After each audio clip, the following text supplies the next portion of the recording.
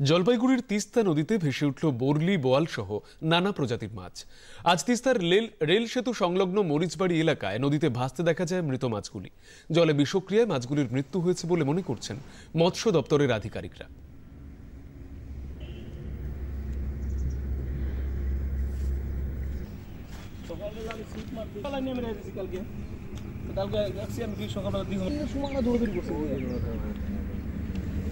এখানে কেউ মাছ ধরেছে?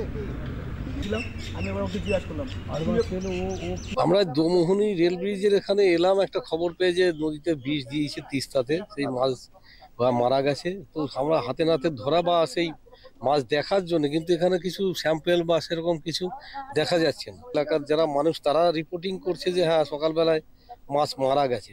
তো যখন ঘটনা ঘটেছে আমরা এর মধ্যে এদের একটা অ্যাওয়ারনেস ক্যাম্প করবো, এদেরকে একটু জানিয়ে দেবো যে মাছ ধরা, বিষ দিয়ে মাছ ধরা বা চট জাল ব্যবহার করা এসব যাতে না করে।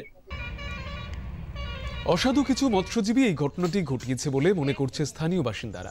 দোষীদের চিহ্নিত করে আইনানুগ পদক্ষেপের দাবি তাদের।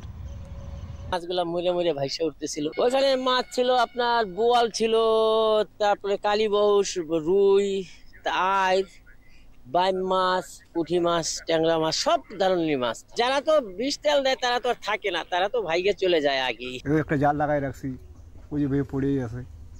15-20 হাজার টাকা খরচ করি, এদের অত্যাচারে কিছু করা যায় না। কিন্তু এখন রাত্রে আসে, রাত্রে যায়, কি আর করবে ওরা?